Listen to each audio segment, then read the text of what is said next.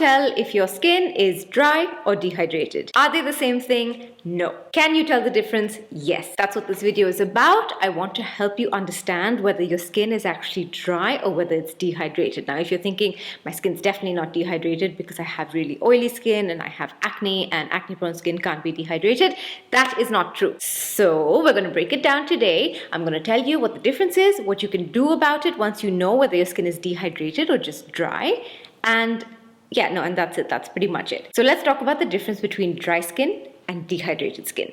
Dry skin is a skin type and dehydrated skin is a skin condition. So basically, dry skin is a type of skin that just doesn't produce a lot of oil naturally. There's not a lot of sebum production going on. It's usually quite dry. It's quite flaky. If you wash your face and you just leave it and it feels tight and dry without having done anything to it, that's dry skin. Dehydrated skin, on the other hand, is just a lack of moisture. So your skin really needs oil and moisture to really function at its absolute best and to have its skin barrier intact. Of course, it also needs other things like lipids and ceramides and all the rest of it. But you can say that oil and water are two of the main things. So dehydrated skin is really just a lack of hydration. It's a really compromised skin barrier, which I know I talk about a lot. But you can have dry and dehydrated skin. In fact, dry skin often tends to be quite dehydrated.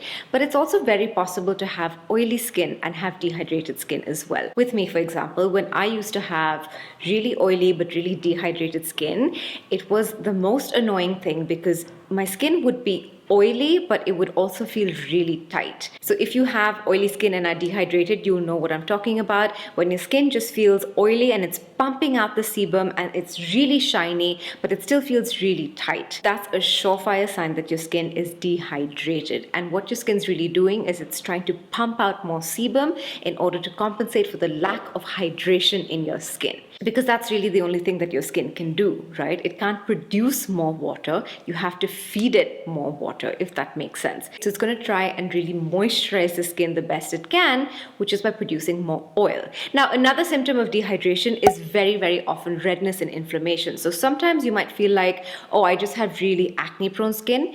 Very, very often, acne-prone skin is extremely dehydrated. That's the same with sensitivity and rosacea as well. With sensitive skin, and with all skin types in general, if it doesn't have enough hydration, then it's just going to lead to a compromised skin barrier, and that just makes every kind of issue that your skin type is prone to even worse. So what do you do once you find out that your skin is dehydrated? You really just want to feed it with lots and lots and lots of water. Now, you can do that internally. In fact, you should always be drinking tons and tons of water. But just know that when it comes to the way your body allocates the water, your skin is kind of last on the list of priorities, and you can see why, right? It's so much more important that your other organs like your kidneys and your liver and your heart and your lungs are well hydrated and can perform optimally. And your skin kind of tends to get the last of it. So I'm not saying don't drink water and it's not going to help with hydration. I'm actually saying drink tons of water. I remember when I told you guys a little while ago that I try, not always, it doesn't always happen, but I try and drink 4 liters of water a day, and a lot of you were just like, isn't that way too much?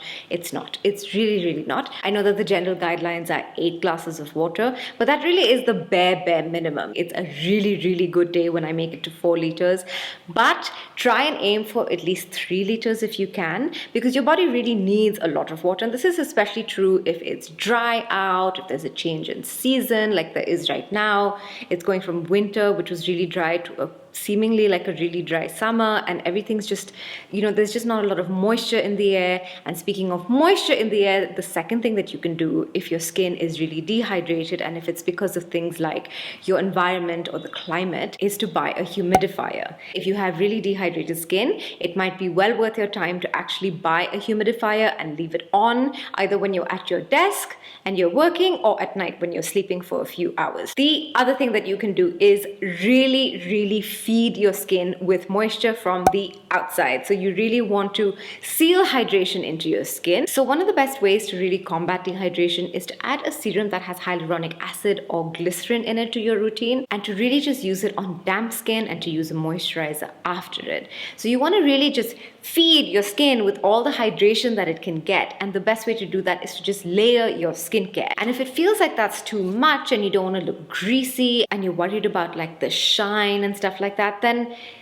Well, I mean, it really is just personal preference, but I would say then do that kind of skincare at night. If you want to stick to a lighter moisturizer during the day, go for it. And then just do your layering of your skincare at night. So just give it maybe 30 minutes before you go to bed because you want your skincare to really sink in. You don't want it to end up on your pillowcases because that doesn't do anyone any good and it's kind of gross sleeping on greasy pillowcases. But 30 minutes before you go to bed, just incorporate a more layered hydration focused routine. So start with a nice toner, add a hyaluronic acid serum, add a nice moisturizer, a little bit heavier than the one that you're normally using. Really just go by texture. So the more emollient it is, the richer the texture, the better it's going to be at really sealing in any hydration that you're putting into your skin. So those are some of the things that you can do once you've figured out that you have dehydrated skin.